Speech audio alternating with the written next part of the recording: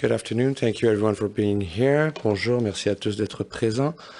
We will first hear from Minister Annan and then turn to the doctors for the daily update.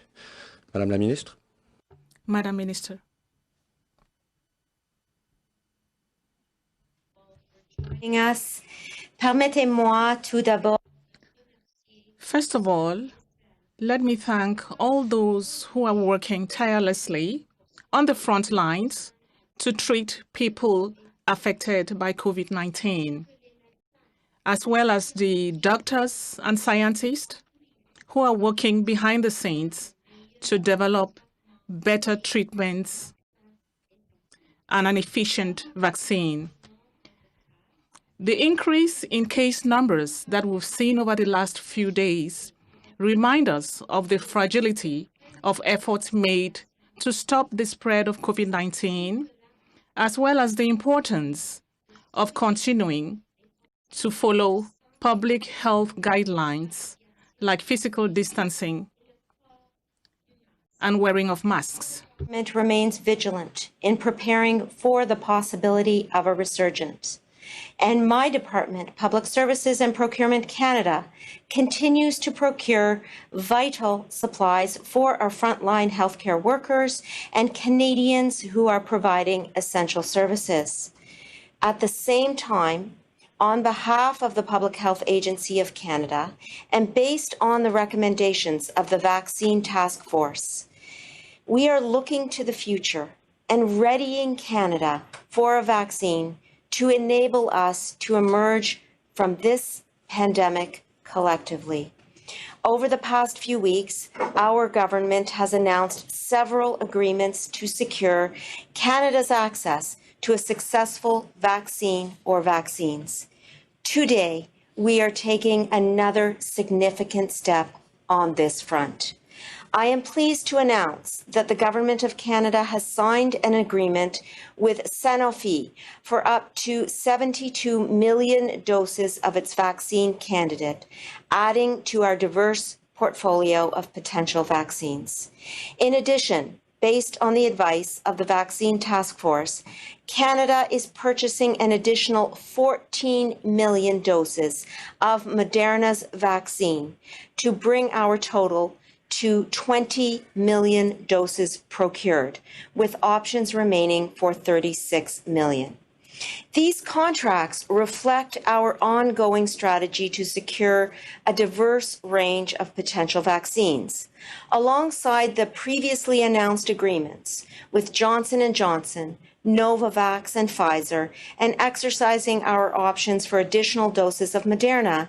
Canada now has secured access to a guaranteed minimum of 154 million doses and up to 262 million doses of potential vaccines to protect Canadians and save lives. Canada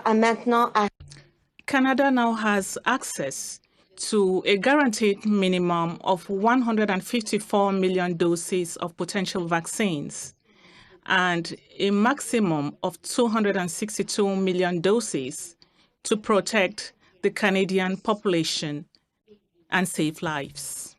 Contracts ensure that Canada has access to the three main types of vaccine candidates known as mRNA, protein subunit, and viral vector.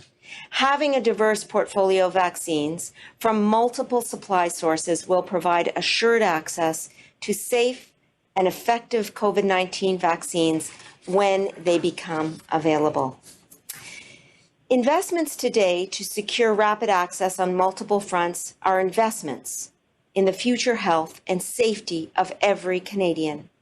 To date, we have committed roughly $1 billion to secure access to 5 vaccine candidates.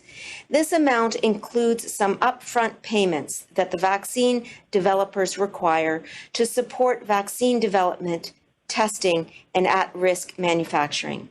This investment guarantees Canada's earliest possible place in production runs. Subsequent payments are contingent on vaccines passing clinical trials and obtaining regulatory approval, and all contracts that Canada signs with vaccine developers contain off-ramps and exit provisions should they be required.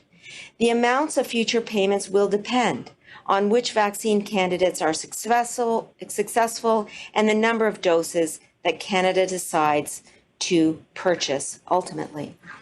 Bien sûr, Of course, we know that when sufficient data is collected on a vaccine, there are still decisive steps to follow, particularly Health Canada's evaluations and regulatory approvals. but will ensure that a safe, effective, and high-quality vaccine is available. And when those vaccines arrive, Canada will be prepared in terms of supplies as well. Just recently, we signed 2 contracts with SIO2, a materials manufacturer, for syringes and vials for use in filling vaccines.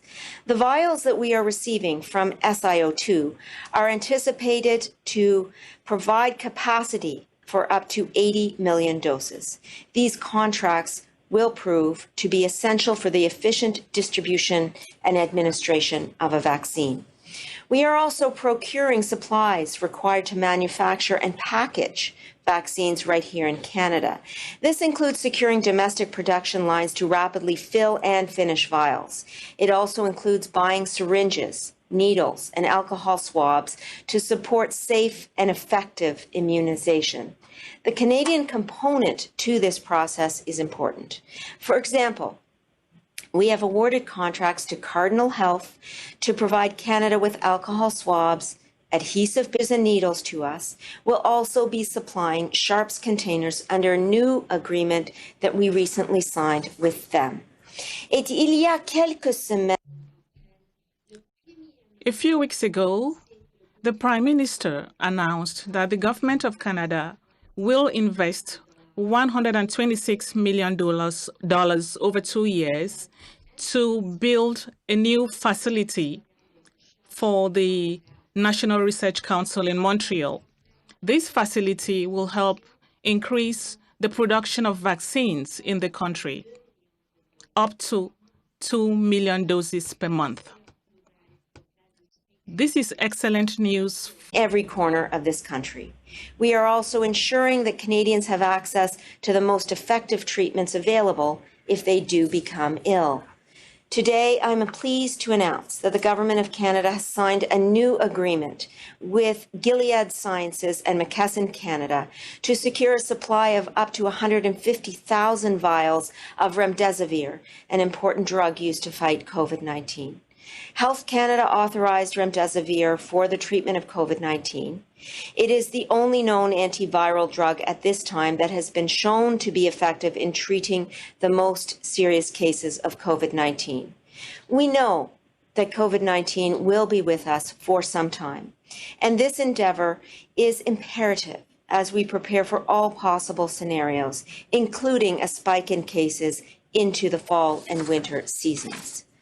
Notre gouvernement continue. Our government will continue to implement all necessary measures to ensure the safety of Canadians, and we will continue doing what we need to do to protect them against COVID-19. Let me once again thank all those people working on the front lines, as well as those working behind the scenes. It is thanks to your hard work and to your dedication that we shall overcome this pandemic.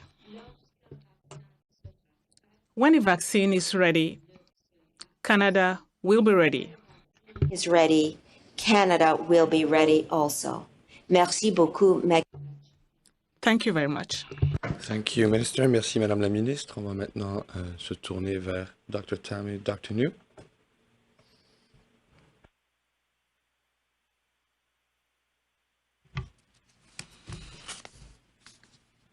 Good afternoon. Bonjour à toutes et à tous. Today, we'll be updating the national epidemiology and modeling work that continues to inform us on the control of COVID-19 in Canada. But first, I'll provide the latest numbers. There have been 145,415 cases of COVID-19 reported to date in Canada, including 9,228 deaths. Due to increasing daily case counts and a higher proportion of active cases, the cumulative number of people recovered has decreased slightly to 86%. Labs across Canada have tested almost 6.7 million people for COVID-19 to date. Over the past week, there has been a marked increase in testing, with an average of almost 70,000 people tested daily and a 1.4% testing positive. Much of this has been due to a large increase in testing in the province of Ontario. In the following slides, we'll discuss increasing daily case counts and updated COVID-19 epidemiological trends in Canada. Bonjour. Good day. We will be giving you an update on the epidemiology and modeling work we will continue doing to guide our efforts to fight COVID-19 in Canada. To start, I will be presenting the latest figures on COVID-19 in Canada. There have been 145,415 cases of COVID-19, including 9,228 deaths. Due to increasing daily case counts and a higher proportion of active cases, the cumulative number of people recovered has decreased slightly to 86%. Labs across Canada have tested almost 6.7 million people for COVID-19 to date. Over the past week, there has been a marked increase in testing, with an average of almost 70,000 people tested daily and 1.4% tested positive. Much of this has been due to a large increase. In the following slides, we will discuss increasing daily case counts and updated COVID-19 epidemiological trends in Canada in the following slides. Since the last modeling update in mid-August, the national daily case count has been increasing at an accelerated rate. Over the past 7 days, an average of 1,058 cases were reported daily, compared to 380 cases reported daily at the time of our last update in mid-August.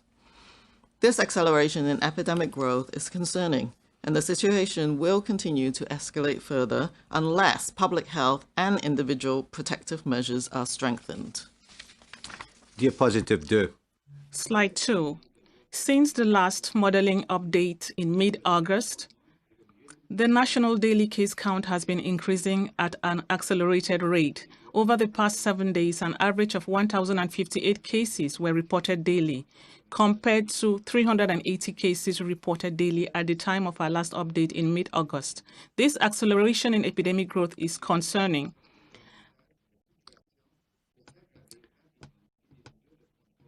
And the situation will continue to escalate further unless public health measures are strengthened. Although the pattern of epidemic curves varies by region, all provinces west of the Atlantic region are showing increasing incidence of COVID-19. Diapositive 3. Slide 3. Although the pattern of epidemic curves varies by region, all provinces west of the Atlantic region are showing increasing incidence of COVID-19. Slide 4. The time-varying effective reproduction number, or RT, represents how many people are being infected by each new case. In order for the epidemic to die out, RT needs to remain consistently below 1, meaning on average, each new case infects less than one other person. When RT is greater than 1, as it has been in Canada since the end of August, it means the epidemic is growing. This is consistent with the acceleration we're now seeing in daily reported cases. Right now, the RT is around 1.4, which means that every 100 cases are passing the virus onto 140 new people, and so on, with each new generation of spread getting larger. Because daily reported cases will always lag behind transmission by 1 to 2 weeks, we will only learn about the spread that is happening now another 1 to 2 weeks in the future. This is why our actions right now are what matters for keeping epidemic growth under control. Diapositive 4. Slide 4. The time varying effective reproduction number, or RT, represents how many people are being infected by each new case. In order for the epidemic to die out, RT needs to remain consistently below 1, meaning, on average, each new case infects less than one other person. When RT is greater than 1, as it has been the case in Canada since the end of August, it means the epidemic is growing. This is consistent with the acceleration we are now seeing in daily reported cases. Right now, the RT equals 1.4, which means that every 100 cases are passing the virus onto 140 new people and so on, with each new generation of spread getting larger. Because daily reported cases will always lag behind transmission by 1 to 2 weeks, we will only learn about the spread that is happening now another 1 to 2 weeks in the future. That is why our actions right now are what matters for keeping epidemic growth under control. Slide 5. As has been the case throughout the epidemic, the intensity of COVID-19 activity is not the same across the country. This slide illustrates the uneven distribution of COVID-19 activity over the past 2 weeks. Jurisdictions and health regions with the highest incidence rates are shown in a deeper shade of blue, while those with the lowest incidence are in the lightest shade of blue-gray. Over the past 14 days, 9 health regions across Canada have reported incidence rates from 50 to 99 cases per 100,000, seen as dark blue areas on the map. This illustrates the different levels of activity across Canada and the hotspots, even within affected provinces. Diapositive 6. Slide 5. As has been the case throughout the epidemic, the intensity of COVID-19 activity is not the same across the country. This slide illustrates the uneven distribution of COVID-19 activity over the past 2 weeks. Jurisdictions and health regions with the highest incidence rates are shown in deeper shades of blue, while those with the lowest incidence are in the lightest shade of blue-gray. Over the past 14 days, 9 health regions across Canada have reported incidence rates of from 50 to 99 cases per 100,000, seen as dark blue areas on the map.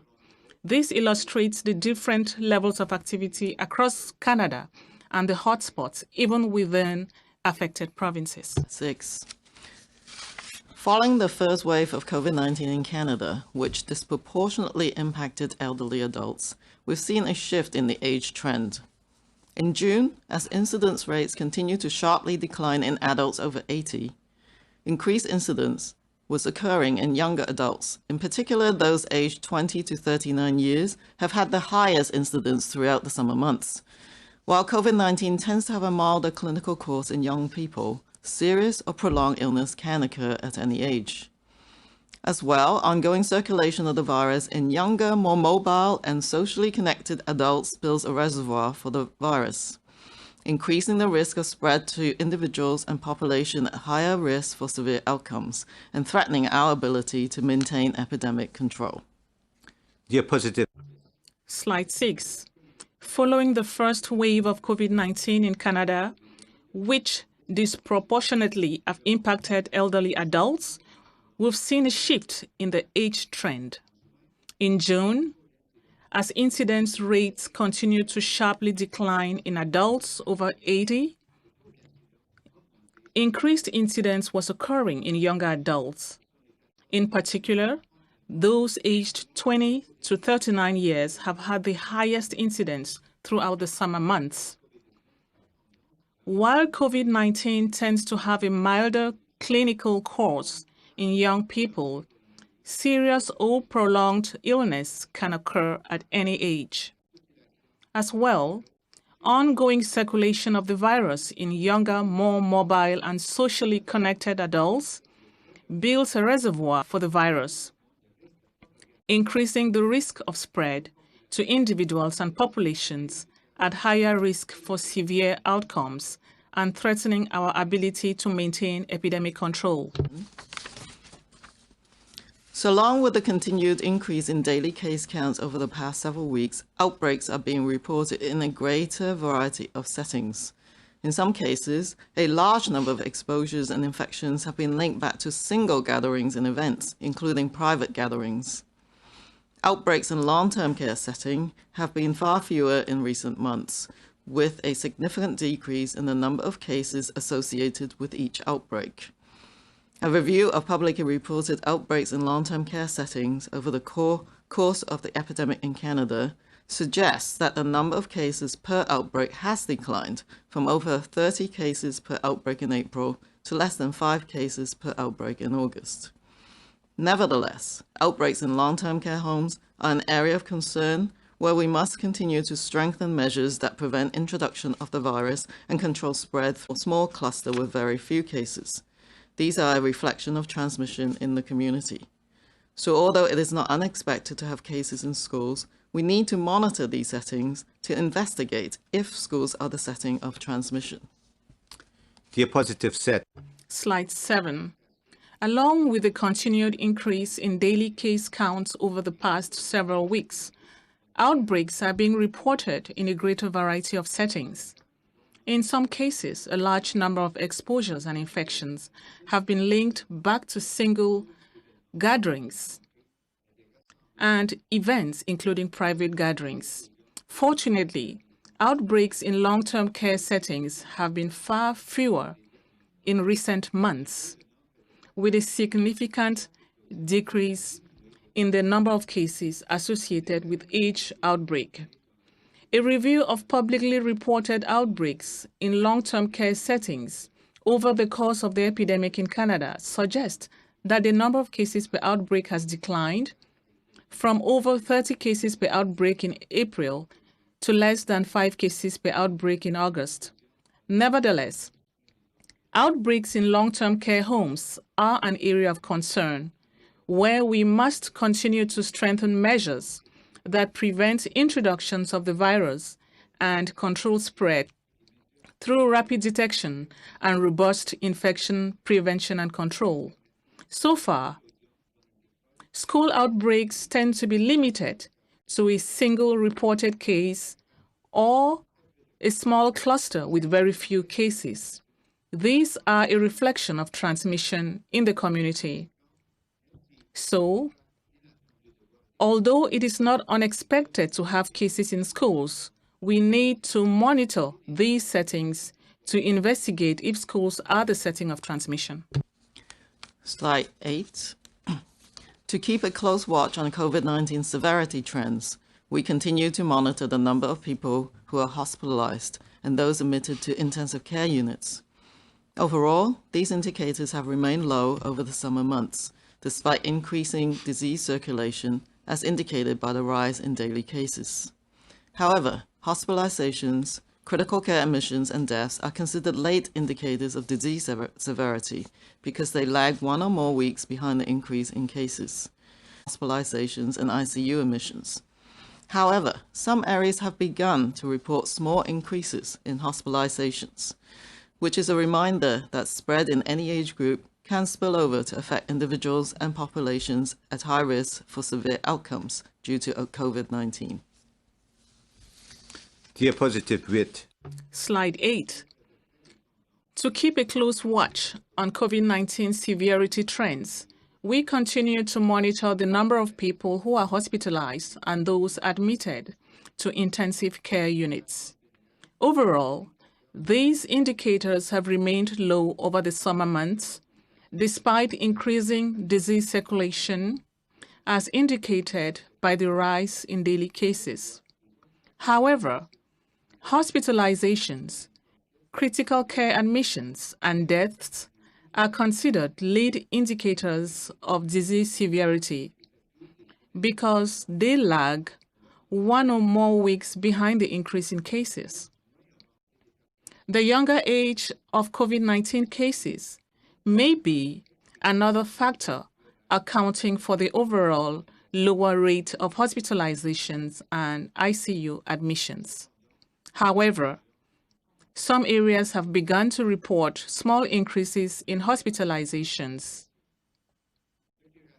which is a reminder that spread in any age group can spill over to affect individuals and populations at high risk for severe outcomes due to COVID-19. Slide 9. Following the steep decline in deaths from early May to July in Canada, deaths have remained at a low level, with under 10 deaths reported daily for many weeks. As with hospitalizations, deaths are late indicators of COVID-19 severity and can lag behind increases in reported cases by several weeks due to the prolonged natural history of the disease. However, with heightened circulation of the virus and accelerated epidemic growth, the potential for the virus to spread into higher risk populations or settings could lead to an increase in deaths down the line. We must do everything we can to prevent severe outcomes. This includes ongoing strengthening of measures to keep COVID-19 out of vulnerable settings, together with careful monitoring to ensure rapid detection and early interruption of transmission in the event an introduction does occur. Diapositive 9. Slide 9. Following the steep decline in deaths from early May to July in Canada, deaths have remained at a low level, with under 10 deaths reported daily for many weeks. As with hospitalizations, deaths are late indicators of COVID-19 severity and can lag behind increases in reported cases by several weeks, owing to the prolonged natural history of the disease.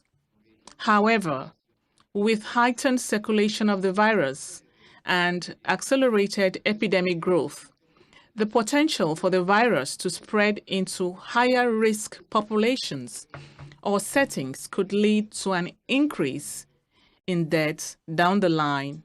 We must do everything we can to prevent severe outcomes of COVID-19 in Canada. This includes ongoing strengthening of measures to keep COVID-19 out of vulnerable settings, together with careful monitoring to ensure rapid detection and early interruption of transmission in the event an introduction does occur. Slide 10.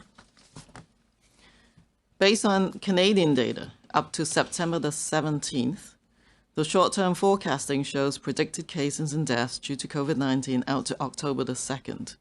The graph on the left shows the predicted number of cases could be in the range of 150,780 to 155,795 by October the 2nd. The graph on the right shows the predicted number of deaths could be in the range of 9,220 to 9,300 by October the 2nd. When reported cases and deaths fall between the red and green dotted lines, they are within the forecasted range of expected cases and deaths. But this type of forecast can serve to alert us of an unexpected signal. When reported data points fall outside the limits, it signals that further epidemiologic investigation may be needed to explain the increase. Diapositive 10. Slide 10. Based on Canadian data up to September 17th, short-term forecasting shows predicted cases and deaths due to COVID-19 out to October 2nd.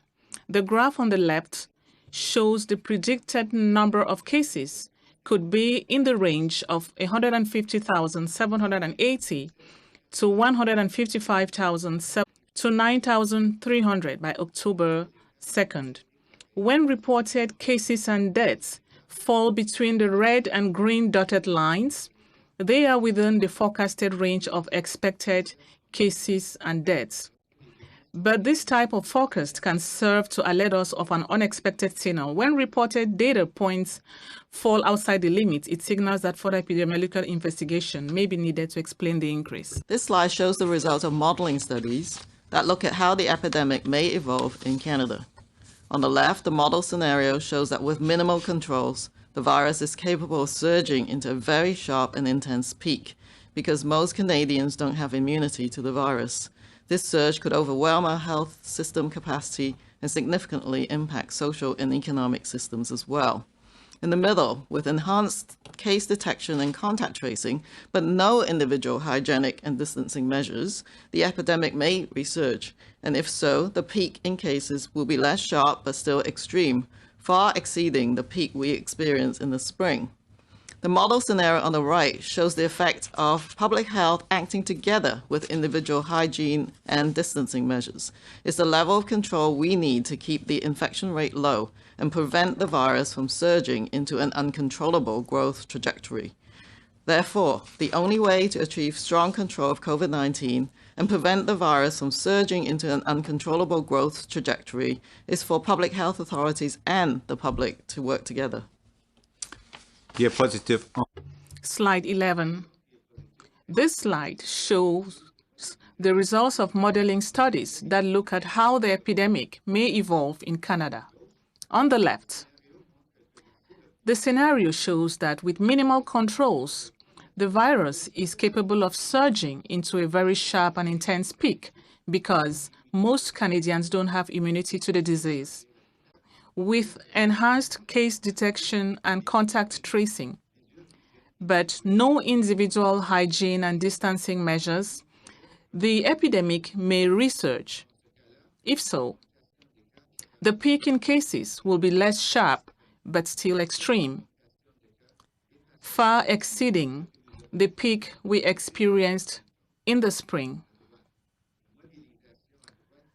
The model scenario on the right shows the effect of public health acting together with individual hygiene and distancing measures is the level of control we need to keep the infection rate low and prevent the virus from surging into an uncontrollable growth trajectory. Therefore, the only way to achieve strong control of COVID-19 and prevent this virus from surging into an uncontrollable growth trajectory is for public health authorities and the public to work together. Slide 12. When public health guidelines are not being adhered to, the risk of resurgence increases.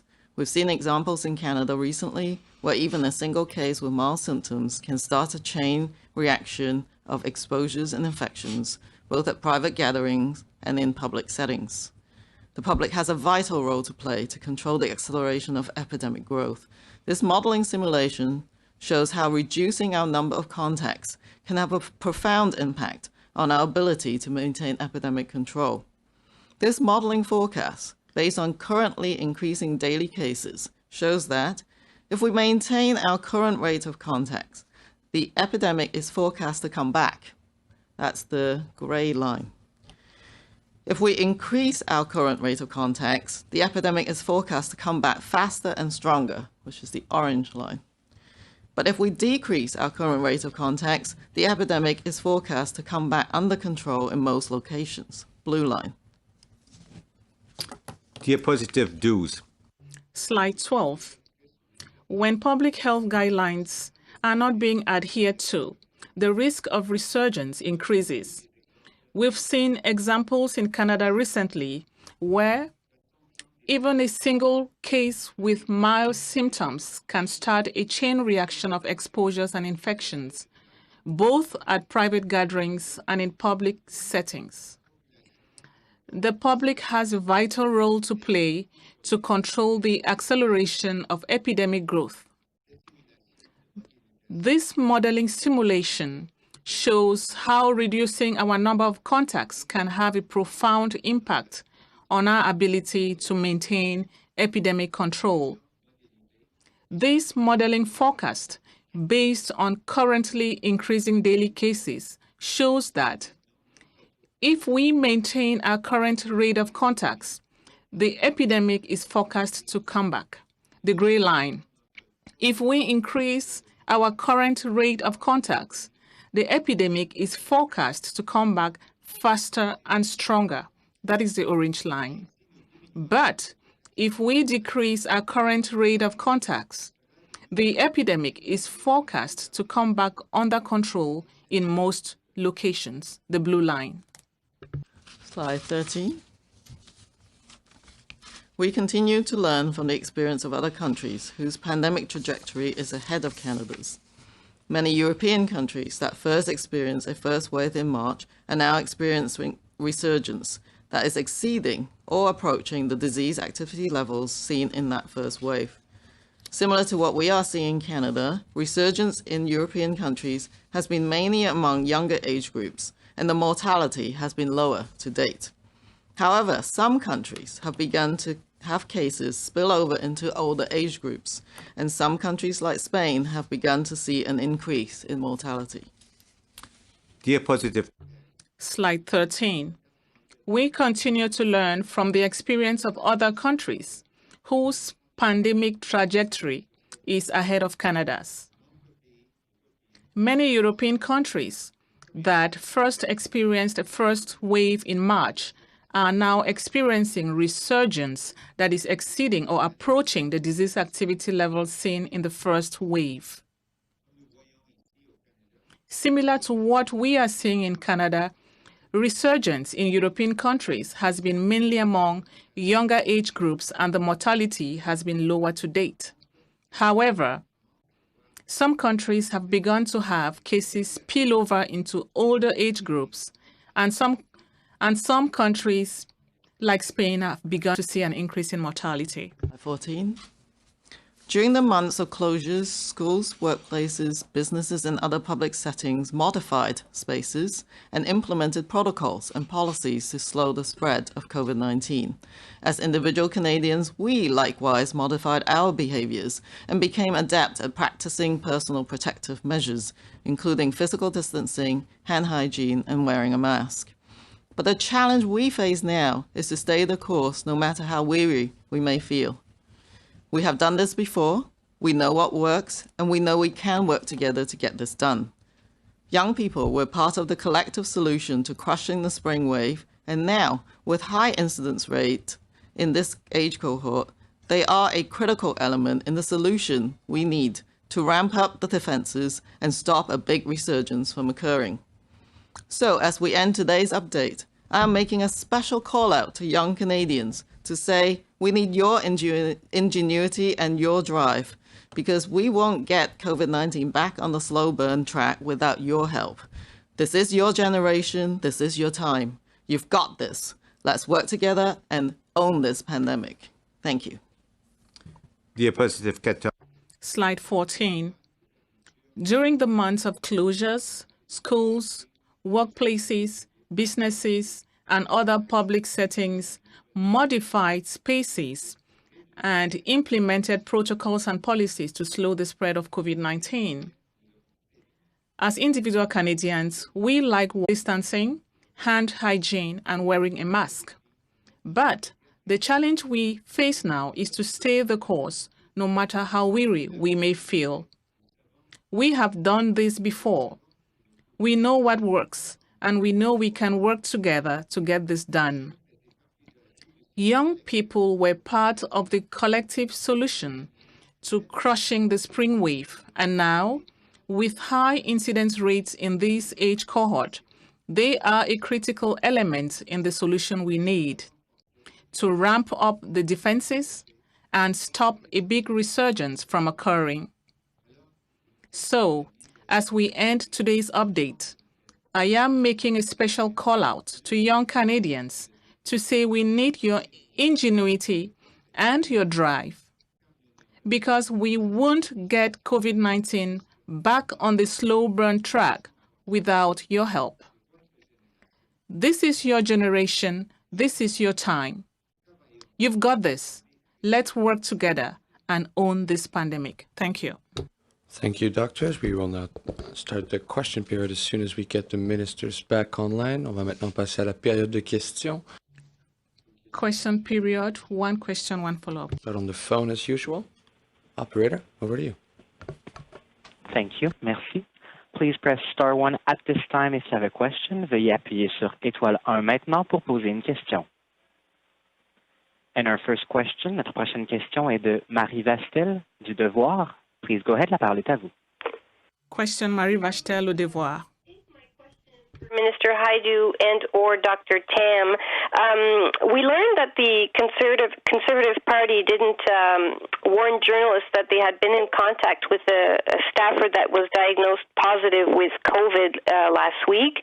I'd like to clarify, whose responsibility is it to retrace all contacts of someone with COVID? Should it have been the Public Health Agency who should have retraced these journalists based on Aaron O'Toole's public events and on publicly published media reports, which is what the Conservative Party is saying? Should the Public Health themselves have retraced these people, or was it the Conservative Party's responsibility?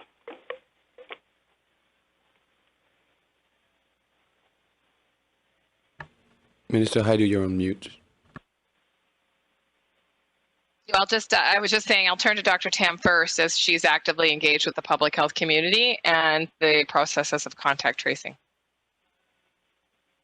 Yeah, so that is anyone who's a case in Canada, it needs to link back to the local public health units, because contact tracing is a complex issue, and that is what local public health is there to do. I'm sure each MP or each parliamentarian have different contacts, and I really don't know the specific circumstances of individual cases, so I can't really comment on that. Marie, en suivi? Follow-up question? Concur with Dr. Tam that in the case of Mr. O'Toole, he is likely working with Ottawa Public Health, and Ottawa Public Health would then determine who his close contacts were and how and who needs to be contacted and who needs to be invited to have a test or not. Marie, en suivi?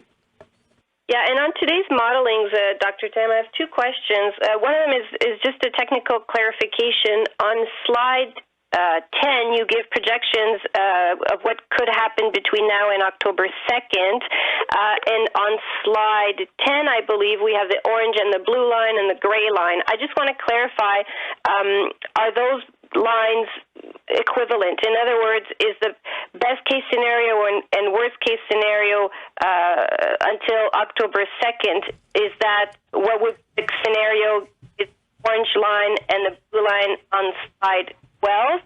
And my more substantive question, how should we take these projections today, given that they are from data that you had on September 17th, and since then the number of cases have essentially exploded in Ontario and Quebec? So how reliable are your projections from today, given that the situation has already drastically changed? So I think, as we mentioned before, models are to help us look at a short or long range in terms of forecasting. They're not to the real data, and that is what we need to look at. So on slide 10, where this is a short-term epidemic trajectory forecast that uses the actual cases that we collect in terms of the Canadian data. And what I said as I was doing the presentation is that, you know, on September the 17th, we used the data at that point in time to say, well, what might things look like in the next ensuing short range? And if you see the little dots that we've been following of what's actually happening now, those dots are really reaching to the top of the red and green bar, signaling that to me that there's an actual acceleration in what we would have projected at September the 17th. So, which is a signal that, you know, we need to relook at what's going on in different parts of the country. So certainly if that little dot today went outside of the red line, you know that the epidemic trajectory that we had on September 17th isn't the same as what we have today. And so, but the modeling, which is actually done from dynamic modeling, is a longer range forecast. And again, it's for, you know, sort of looking ahead, but it's an entirely different methodology. So you can't just sort of stack one on top of the other, but it is there to show that what could happen if we chose to do things differently in terms of public health measures and contact rates in particular. Thank you, Doctor. Operator, next question, please. Thank you. The next question, la prochaine question est de Alex Bollingo from the Toronto Star. Please go ahead. Your line is open. Hi, thanks very much. I think this question is maybe for Dr. Tam and Minister Hajdu. Just about the procurement of the REM. Sorry, I don't know how to say it. You know what I'm talking about? Remdesivir. Oh, thank you. Remdesivir. Thank you.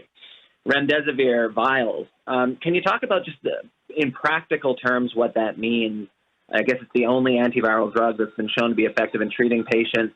There's 150,000 of them. Is that enough? But coming early 2021, do you expect that to save people's lives as more people might end up in the hospital with rising cases? Just talk about the practical implications of that procurement.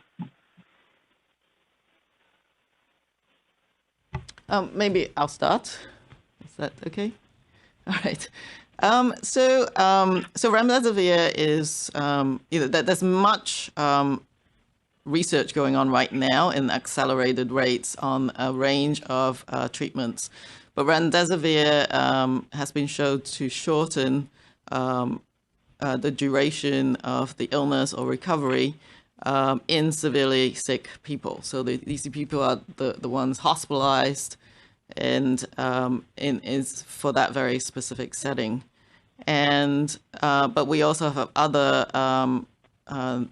research that shows other therapeutics such as dexamethasone, which is a very common anti-inflammatory steroid, also makes a difference. And the ICU physicians have learned a lot about how to provide supportive care and at different stages of someone's clinical evolution. So I see it as an added therapeutic in the broad range of management of a severely sick person. And so I think it will, contribute to a certain extent. And I think, I actually am not familiar with the supply critical path. Maybe one of the ministers can comment, but I think obviously 150,000 vials is very welcomed in the clinical setting as an additional management tool. Alex, follow up? Yes. On the question for Minister Anand, just I know a couple weeks ago you guys were reluctant to say how much you were going to spend on vaccine procurement because it would maybe disadvantage us in negotiations on further contracts. As we continue to push for more, notably the Oxford one, AstraZeneca, I think, does telling the world how much we're spending, does that disadvantage us, and why are you saying that now? Thank you so much for the question, Alex. Not totally unexpected, I must say. What we've done today is to take an aggregate number of funds expended on the base number of doses across 5 contracts so as not to undermine potential negotiations moving forward. Furthermore, to respond to a potential question regarding why aren't we providing broken down numbers, we do have confidentiality agreements with multiple suppliers, and we need to remain on side those bilateral agreements while we are continuing to negotiate with additional suppliers and potentially go back to those original suppliers for additional doses. I want to highlight how complex these negotiations are and how sensitive the data are in terms of our procurements. But we did want to come forward with an aggregate amount today, which is what we are doing, and we will continue to negotiate with additional suppliers as we are following the recommendations of the Vaccine Task Force, the Minister of Health, and the Public Health Agency of Canada. Thank you, Minister. Operator, we'll take one last question on the phone and we'll turn to the room. Thank you. The next question, la prochaine question est de Catherine Lévesque de la Presse canadienne. Please go ahead. La parole est à vous. Question, Catherine Lévesque. Good afternoon. My question is for Dr. No. Is Canada officially in a second wave? Merci pour la question. Thank you for your question. It is difficult for me to declare whether or not we are in a second wave throughout Canada. Canada is a big country. All regions are different. What is happening in the Northern Territories is not the same as the situation we now have in Quebec. Of course, here in Ottawa, with the epidemiological context, and as the public health officer in Ottawa said, there is a second wave here in Ottawa. And I know that my colleague, Dr. Arruda, said that we are beginning a second wave in Quebec.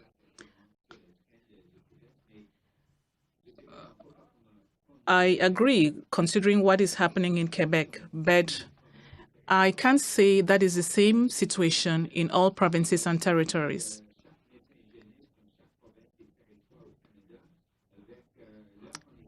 It's up to the various provinces and the chief medical officers looking at the situation in their territories to declare a second wave. And if that is the case, then we can declare a second wave. For a second wave, for you to declare it, please, I would like you to explain slide 12, which shows what we could expect in the coming months. I wonder if it's not a second wave, what is the most? We try to continue communications with our colleagues in the provinces and territories.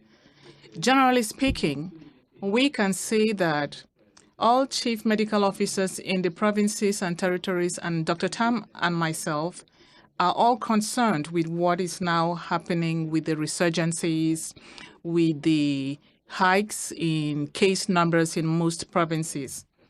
I think almost all provinces to the west of the Atlantic are affected. It's something we need to monitor closely. And it's something we even said today, responsibility. What we are doing now, today, each Canadian will be feeling the consequences in a few weeks of what we do today. So you talked about slide 12. I think what we really want is the blue line. Slow spread and transmission.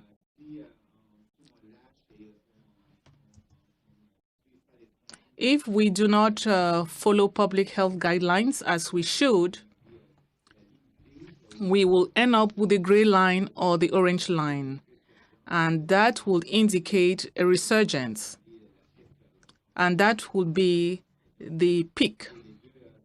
So those are the two scenarios we want to avoid.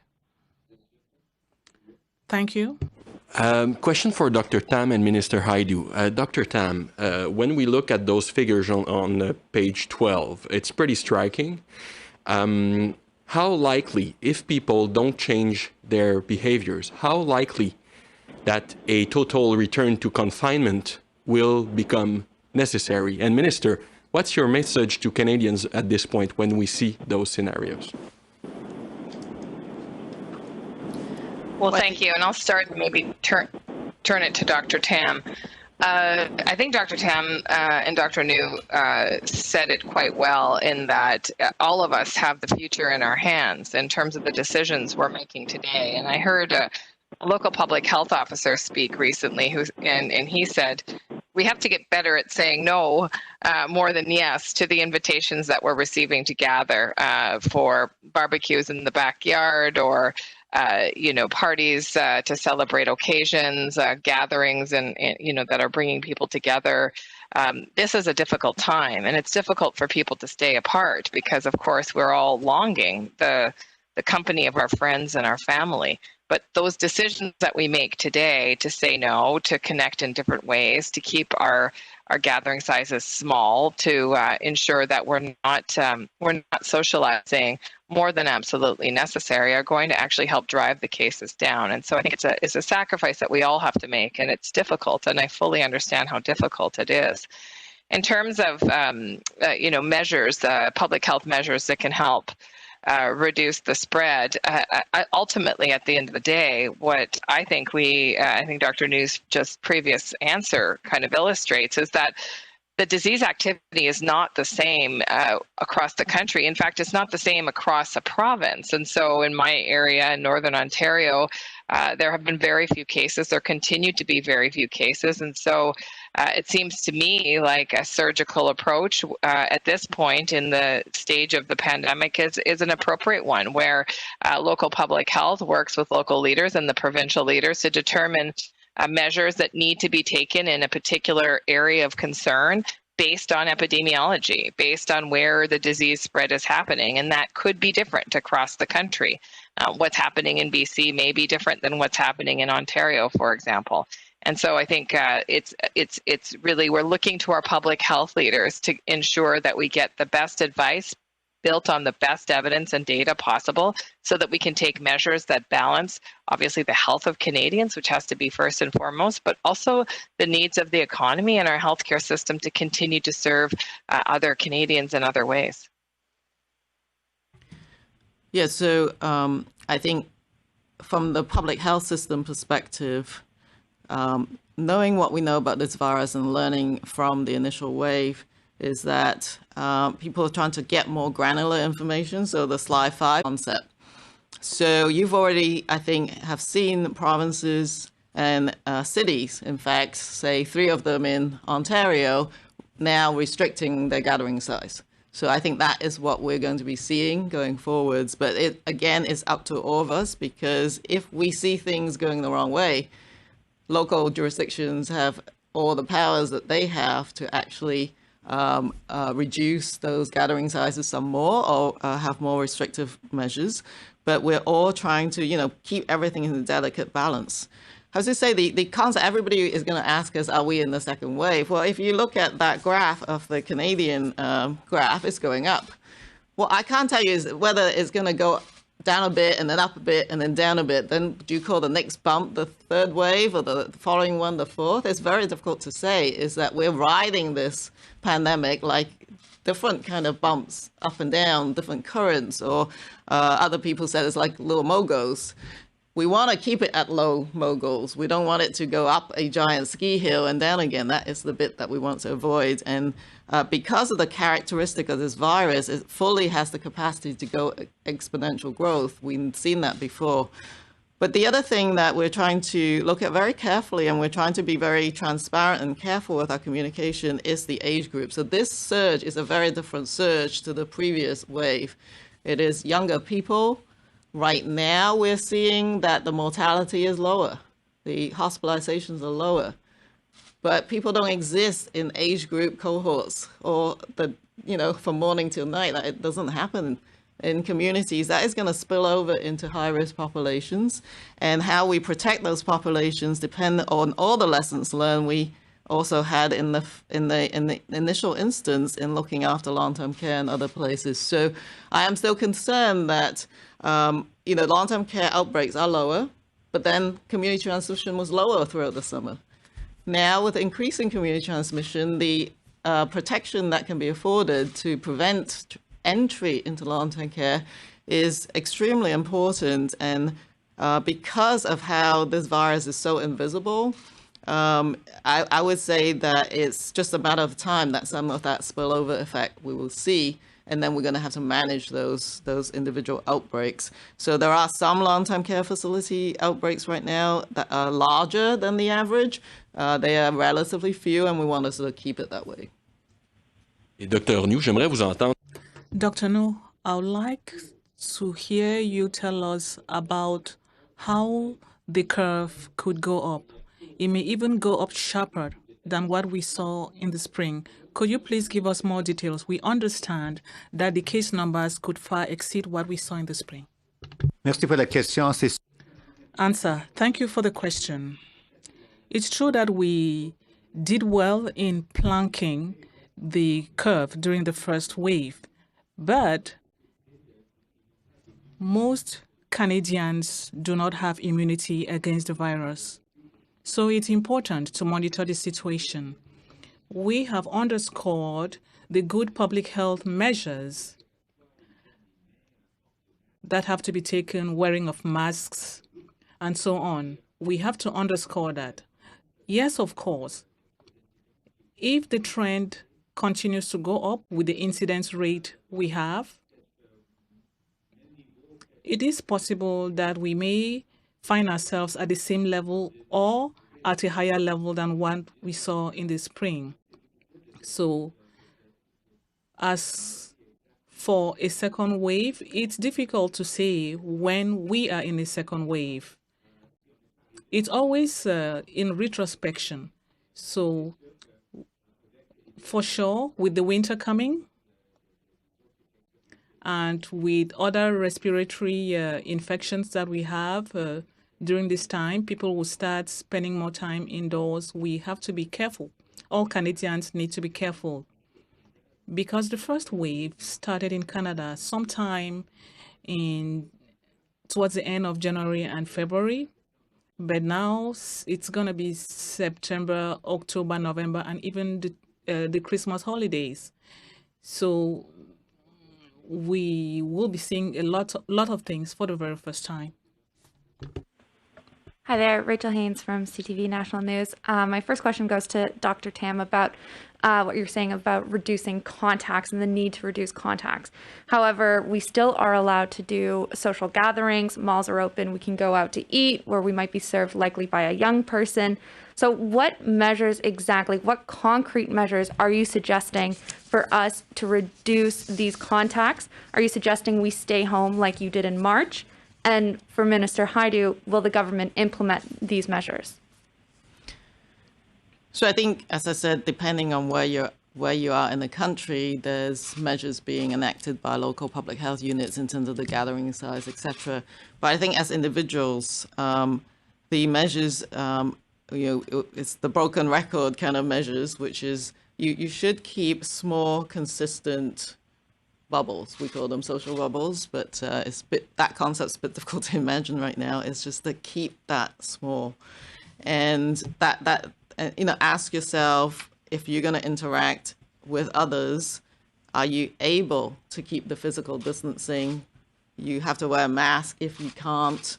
What environment you're going into? So we suggest, I think, you can see that on the last slide, which is you got to take your personal risk assessment into account as to who you are as an individual, your risk in your household.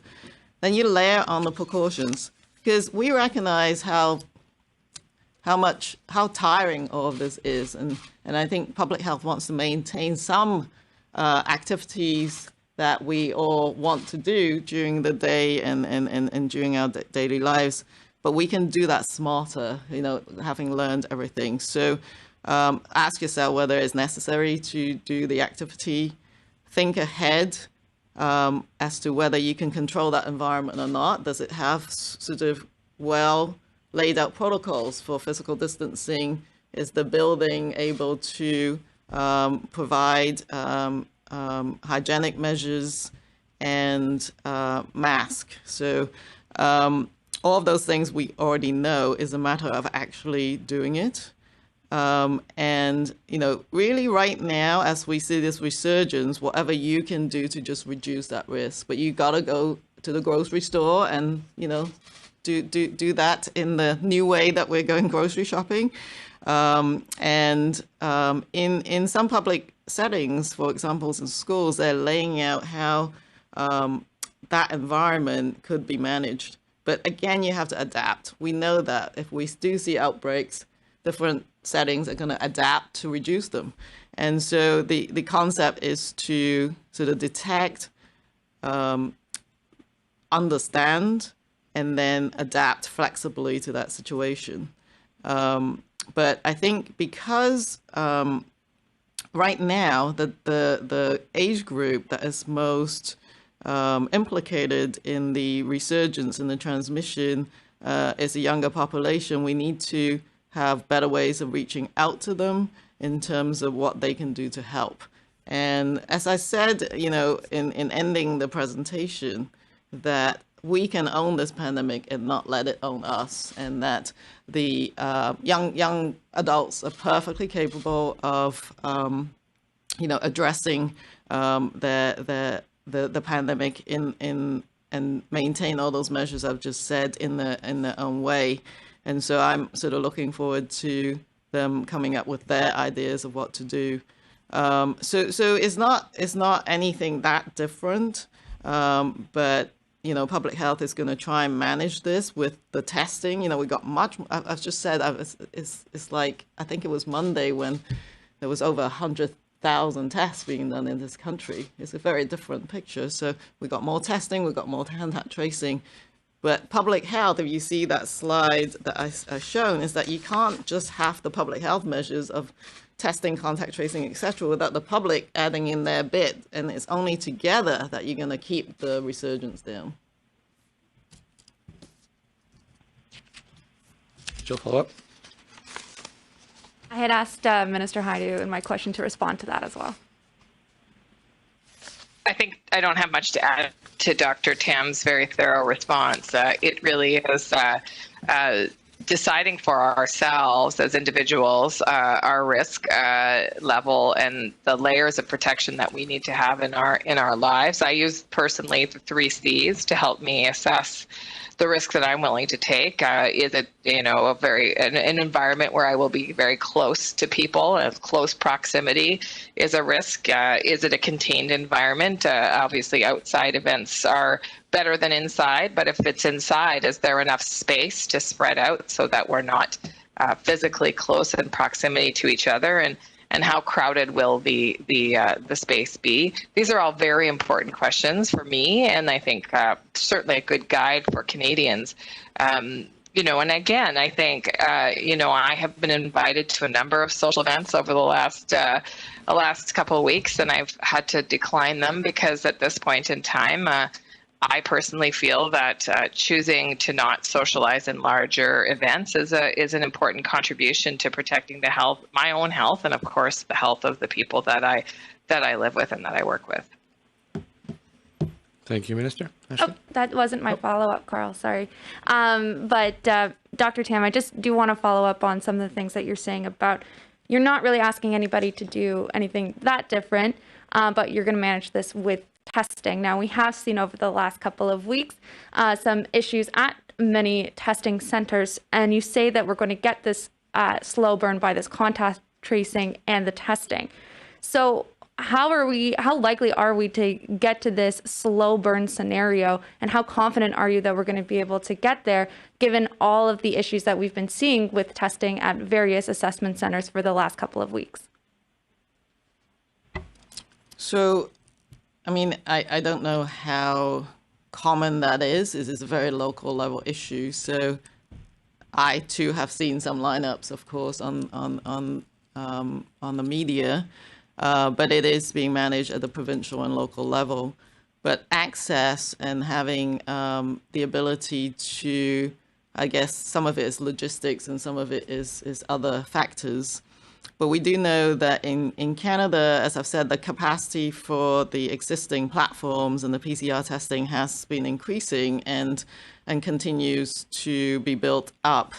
But it's not an infinite resource. We have to test smartly and make sure that we're testing everyone who needs a test. And at the present time, at the national guidance perspective, we certainly ask people who have symptoms, even if mild, contacts, or people who may have been exposed for whatever reason, or been told by public health, or got alert on your COVID alert app. Those are the most important for testing. And so I think it's testing smartly. There's also, guidance about testing as part of monitoring or surveillance. There's slightly different concepts, and you would want to assure that there's no entry into high-risk settings like long-term care, or if you are in a mine in a very remote area, you would want to be able to have capacity to do that kind of testing. But we have to be smart about where we're putting this resource. And I think, as we've been discussing in the last little while, we will be looking at how we broaden the kind of testing modalities that we have. Many things can help maybe increase the capacity as well, including pooling samples, which some jurisdictions are doing.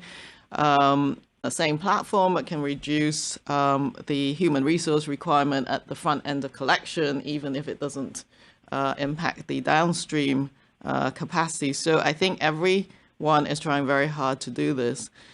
But health can't just keep testing and keep doing tons and tons of contact tracing nonstop.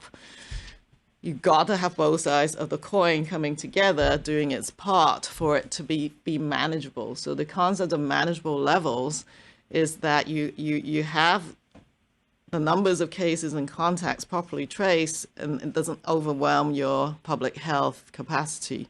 So I think we're going to try hard on all fronts across the country to bring more testing to bear. But, I think people are trying all sorts of different things. I think people are announcing, pharmacies and, other spots to reduce lineups. And we're going to see more and more of that, I think, innovation as people go along. But nothing is going to be enough if you don't slow down, if everybody don't sort of squeeze down their social bubble. Thank you, Doctor. Ashley? Dr. Tam, is Health Canada aware of unapproved COVID-19 tests being here in Canada? And what's your response to Canadians who may be using unapproved COVID-19 tests? I will have to ask back to my Health Canada colleagues. I haven't heard of that in particular, but I don't know if others have, or the minister has, but not to my knowledge, but that's a very limited kind of knowledge. But you do. Health Canada is in the process of evaluating a whole range of tests, and we look forward to more a range of testing. But the reason why some of these tests haven't been approved is that the data that was supplied to Health Canada is actually inadequate. So just bear that in mind, and that if you're getting some sort of test and you don't know what to do with it, so you still have to sort of maybe phone public health and figure that one out. And so, I think be very wary of what it is that you're using. But if people have found some of these tests floating around, they should sort of report it in, I think, to local public health so that we are aware of it and they can be evaluated. And Minister Hajdu, on another topic, do you think there was enough due diligence done when it came to vetting the current Governor General for this position? Thanks for the question. I don't have any background on how the Governor General's vetting went, but I do know that, for the appointments that I'm responsible for, there is a thorough process that we undergo to make sure that the candidate reflects the criteria that's necessary for those positions. Thank you, Minister. We are starting to run out of time, so we'll take one last question on the phone and then one last question from the room. Operator? Thank you. The next question, la prochaine question est de Mélanie Marquis de La Presse. Please go ahead. La parole est à vous. Question from La Presse. Dr. Tam, first of all, is there some kind of relation between the fact that there are more cases and the fact that provinces are testing more? I think absolutely. I mean, the more you test, the more you're going to find as one dimension. But there is definitely more cases as well in increasing numbers. So it's the rate of increase that we're also looking at as well.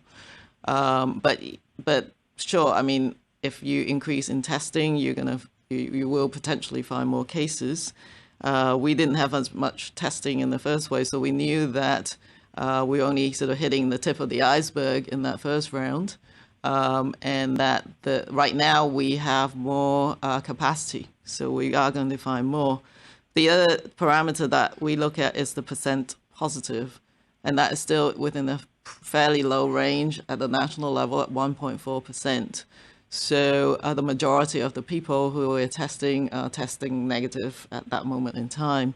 And so that tells us that we are broadly testing these activity that we are dealing with right now. Mélanie, Well, I guess I should have been more specific. Does it have an impact on the rate? And then my follow-up actually is about slide 12. It seems like the only scenario where we will see the number of cases diminish is if we have stronger measures to encourage people to stay home, limit their contacts. Does that mean the provinces aren't doing enough? I mean, bars are still open in Quebec. So what's your message to provinces? Do they need to tighten the rules? And what could you do at the federal level as well? Yes, so I think absolutely that if you're in some of those dark blue hotspots, if you like, that more needs to be done, because clearly the incidence is increasing. And I think we are seeing some of those measures now. But there may be other areas where there's actually not that much happening, and that whatever you do with the food and drink industry might be different in those settings. But we do know that the settings where is these enclosed environments where people may behave in such a way that they the mixing can't be controlled, and those kind of environments are much higher risk. So those will be the first ones, I think, that jurisdictions need to really look at very carefully to see if further measures and restrictions need to be done, while, of course, trying to keep your schools and other settings open. So these are different choices that people have to make. But the data will tell you, I mean, if you're looking at the outbreaks and where they are, but it's not that surprising that nightclubs and pubs and those places offer a higher risk of transmissions, likely to be the demographics who visit those places as well. But still, people are trying not to do a blanket approach, but to look at the local epidemiology. But I do think that given what we've just seen in the numbers, we have to act now. In those big jurisdictions, those urban areas right now, but throughout Canada, people should retrain themselves in what they've learned and just reinforce those measures. Yes, Dr. Nugis, I would say certainly if we look at the provinces and territories, we would give kudos to, for example, the province of Quebec, as Dr. Tam has already mentioned, you can do a blanket approach for the whole province. And the fact that, for example, in Quebec, that they have this nice, I think, very easy to understand sort of, 4-color system and sort of the 9 regions, etc. I think people can get it that, based on where you live and what the local epidemiology is, that will determine what kind of targeted measures or flexibility is there for officials to focus their measures based on what the epidemiology shows. So, for example, if a certain type of setting or a source or a type of event might be the cause of a sort of an outbreak or the increase in cases, then they can adapt, but it wouldn't then be across the whole province, but very focused on those areas which, I think in Quebec are maybe, going from the yellow to the orange and hopefully not into the red. Thank you. Thank you, Dr. Crystal. Hello, with Global News. This question is for Dr. Tam and Minister Hajdu. So we plant the curve in the spring by pretty much locking everything down and shutting down the economy, shutting down schools. Can we bring the RT under 1 without a similar lockdown? I think that is the objective, is to, we know it's going to go up and down, but we need to keep it at manageable levels. That's the sort of slow burn scenario I've talked about. So we will, it's not surprising to have increase in cases in the fall. We've actually said this can happen, but now you gotta just keep things under control without the full lockdown. And based on what I heard, my colleagues are fully prepared to do that if necessary, but you can avoid it. So, my message today is the time is now. We're at a bit of a crossroads. If you manage to reduce those contacts and make some choices in terms of not going to big gatherings and some of these social events, you can manage this without a lockdown. Minister Hajdu as well. So I want to say I concur. I mean, listen, we're getting the best advice, public health advice from health, as well as politicians at all levels, realize that there is an economic and a social cost to pay for broad and sweeping lockdowns. And that is why I think the approach of really trying to tamp down these hotspots, Dr. New referenced Quebec's work on a regional approach, an alert system. I think these are very wise tools for provinces to adopt. And of course, at the federal level, we're doing everything we possibly can to help with those efforts to put out the flames, if you will, at the hotspot. So, for example, last week, I was in touch with the medical officer health from Peel, Toronto, and Ottawa to talk about what was driving their surge and how we could best help them at the federal level. We do have something called the Rapid Response Program, which is a kind of a plug-and-play toolkit that we can bring additional resources to the table at the local level, including things like isolation housing, supports for contact tracing, expert support in terms of epidemiological analysis of the outbreak, and all of these tools are available for any part of the country that is experiencing a surge. We regularly communicate that to provinces and territories and directly to local public health, and selves-determine will be helpful in their efforts. But I think the top line message that Dr. Tam has repeated over and over is that we also have to have the support of Canadians, because we can't, we just can't keep up from a contact tracing perspective if Canadians aren't doing their part to limit their social circles and their social engagements and their own close contacts. I think another useful tool is the COVID Alert app, and for the jurisdictions, almost all of them now across Canada that have the Alert app, COVID Alert, please download that tool. It runs silently in the background. It does not use up people's batteries, completely respects people's privacy, and it's another tool to assist in that defeating the spread of COVID-19 in your community. Follow up.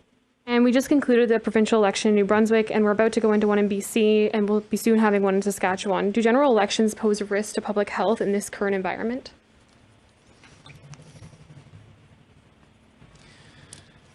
So I think if you're talking about sort of polling stations, etc., public health in different provinces have been working with their own electoral officers, because you're being planned, I think, for jurisdictions that are having an election. So it is possible to have safe ways of conducting those activities. Thank you. Merci. Ceci met fin à la conférence de presse. This ends today's press conference.